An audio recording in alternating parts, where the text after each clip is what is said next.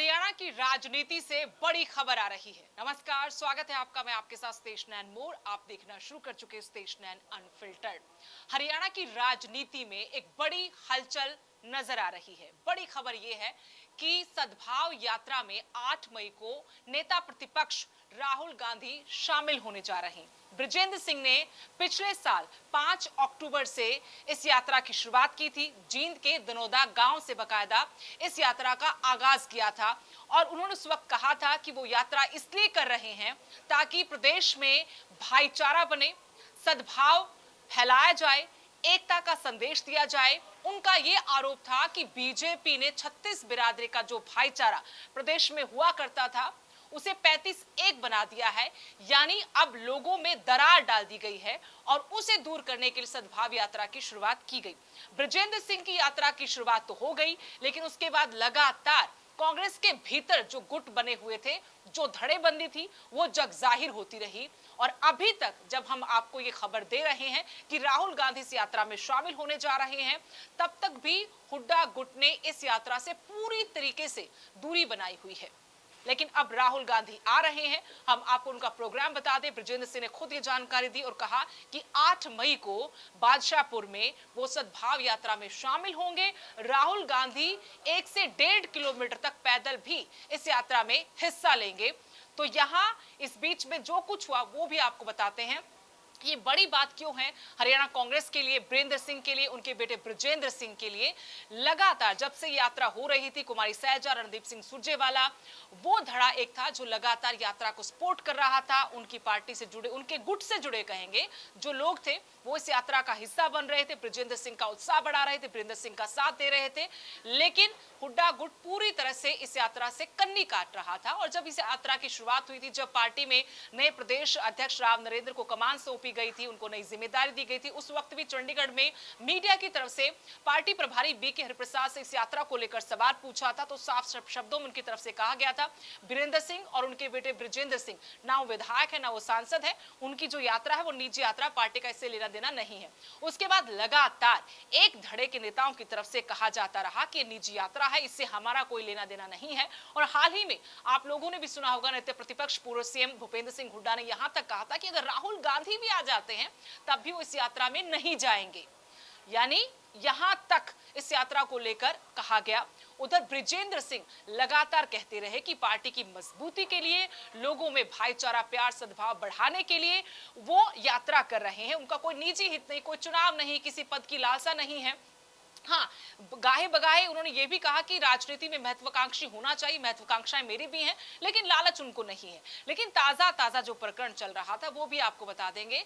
सिरसा से विधायक है कांग्रेस के ही, पिछले कुछ दिनों से लगातार वो बृजेंद्र सिंह को टारगेट कर रहे थे और उन्होंने यहां तक कहा कि वो झक मारते सड़कों पर फिर रहे हैं, यात्रा निकाल रहे हैं, राहुल गांधी बनने की कोशिश कर रहे हैं। हरियाणा में कई तरह की पोस्ट उनकी तरफ से की गई। लेकिन सवाल ये है, ये बड़ी हलचल इसलिए हरियाणा कांग्रेस के लिए है कि अब धड़ों में बंटी कांग्रेस, जो नेता किनारा कर रहे थे अभी तक बृजेंद्र सिंह की सद्भाव यात्रा से, क्या वो नेता इस अब सद्भाव यात्रा का हिस्सा बनेंगे? 8 मई को जब नेता प्रतिपक्ष पार्टी आलाकमान राहुल गांधी जब इस यात्रा में हिस्सा लेंगे, तो क्या उस वक्त नेता प्रतिपक्ष भूपेंद्र सिंह हुड्डा, पार्टी प्रदेश अध्यक्ष राव नरेंद्र सिंह या उनके धड़े के जो बाकी विधायक हैं, सांसद हैं, जयप्रकाश हो, सतपाल ब्रह्मचारी हो, वरुण मुलाना हो, ये जो तमाम चेहरे आपको भूपेंद्र सिंह हुड्डा के इर्द गिर्द नजर आते हैं, क्या वो इस यात्रा का हिस्सा होंगे? बहुत दिलचस्प है। देखिए, सद्भाव यात्रा से कितने वोट जोड़ पाए हैं बृजेंद्र सिंह, कितना उनका कद बढ़ा है, ये तो चुनावी पैमाना होता है, उसमें देखा जाएगा। लेकिन इतना जरूर है, जब टी शर्ट लॉन्च भी की थी राहुल गांधी ने, उनको बीच में कई दफा दिल्ली भी तलब किया, दिल्ली में बुलाकर उनसे फीडबैक ली इस यात्रा के बारे में। और बृजेंद्र सिंह बार बार मीडिया में आकर कहते रहे कि मुझे वहां से हरी झंडी मिली है, मल्लिकार्जुन खड़गे हो या राहुल गांधी, वो इस यात्रा को सपोर्ट कर रहे हैं, मेरे से बार बार फीडबैक लेते हैं। तो उन्होंने हमेशा इसी बात पर फोकस रखा कि यात्रा जन भावना को देखते हुए की गई है, मेरा उद्देश्य राजनीतिक नहीं है, मैं एक अच्छे नियत से, एक अच्छे संदेश के साथ लोगों के बीच जा रहा हूं। लेकिन गुटबाजी बड़े स्तर पर निकल के सामने आई थी। वीरेंद्र सिंह ने, ये नहीं कि सिर्फ भूपेंद्र सिंह हुड्डा के गुट ने या दूसरे धड़ों ने आरोप लगाए हो या ऐसी बयानबाजी दी गई हो जिससे विवाद बढ़ा हो, बल्कि वीरेंद्र सिंह ने भी कई दफा ऐसे बयान दिए कि वो लोग आएंगे जब सब कुछ होगा। अब देखना ये कि क्या जब राहुल गांधी आएंगे तो भूपेंद्र सिंह हुड्डा होंगे वहां पर, दीपेंद्र हुड्डा होंगे, कुमारी सैलजा, इससे पहले रणदीप सिंह सुरजेवाला, कुलदीप जो शर्मा है वो जो स्पीकर भी रहे हैं वो शामिल हो चुके हैं, शमशेर गोगी शामिल हो चुके हैं। लेकिन बाकी जो बड़े चेहरे पार्टी में हैं वो इस यात्रा को निजी बताकर इसे कन्नी काटते रहे हैं। अब सवाल ये भी क्या इस यात्रा से, राहुल गांधी के इस यात्रा में शामिल होने से वीरेंद्र सिंह का कद बढ़ा है? उन पर ये भी आरोप पार्टी के अंदर लगाए जा रहे थे कि मलाई खाई बीजेपी में रहकर सत्ता की, और उसके बाद जब देखा कि माहौल बदला है, हवा बदली है, तो वो पाला बदलकर फिर से कांग्रेस में आ गए। तो कई तरह के आरोप लगे, लेकिन इतना जरूर है कि राहुल गांधी इस यात्रा का हिस्सा बन रहे हैं तो वीरेंद्र सिंह का कद वाकई में बड़ा है आलाकमान की नजरों में। और राहुल गांधी ने उनको पहले भी सपोर्ट किया था, और अगर यहाँ आएंगे तो जरूर उनका राजनीतिक जो कद है, जो उनका वजन है, उसमें इजाफा होगा, उनको आगे तवज्जो दी जाएगी। बीच में ऐसी हलचलें थी, कुछ और बड़े उनको पदों पर रखा जा सकता है। जब नए पार्टी प्रदेश अध्यक्ष का चुनाव होना था उसको तब भी तमाम अटकलें लगाई गई, लेकिन पद मिलेगा नहीं मिलेगा इतना जरूर कि राहुल गांधी आएंगे तो उनकी बातों में वजन आएगा, उनको तवज्जो दी जा रही पार्टी में, ये साफ संदेश जाएगा। और दूसरे धड़े को भी संदेश जाएगा कि पार्टी के हित में अगर कोई भी काम कर रहा है पार्टी की मजबूती के लिए, तो उसके साथ पार्टी आलाकमान है, शीर्ष नेतृत्व कांग्रेस का उसके साथ खड़ा है, राहुल गांधी उसके साथ खड़े हैं। तो यहाँ आप ये भी कह सकते हैं कि राहुल गांधी सोची समझी रणनीति के तहत अभी तक वीरेंद्र सिंह को इस पूरी यात्रा में सपोर्ट कर रहे थे, और अब यात्रा में आएंगे तो इससे एक बड़ा संदेश ये भी जाएगा कि आलाकमान भी, शीर्ष नेतृत्व जो है कांग्रेस का, वो यहाँ पर जो कांग्रेस की ताकत है, शक्ति है, उसमें बैलेंस करने की कोशिश कर रहा है। सिर्फ एक हाथ में ताकत देने की कोशिश अब नहीं की जाएगी, और अगर ऐसे कोई धड़ेबंदी अपने आप को पार्टी से ऊपर दिखाने की कोशिश करेगी, कुछ चेहरा मोहरा अपने आप को पार्टी में सबसे ताकतवर ऊपर दिखाने की कोशिश करेगा, तो उस पर भी कैंची चलेगी। राहुल गांधी का आना अपने आप में एक बड़ी बात होगी सद्भाव यात्रा में, और वीरेंद्र सिंह को इससे और ज्यादा उत्साह मिलेगा।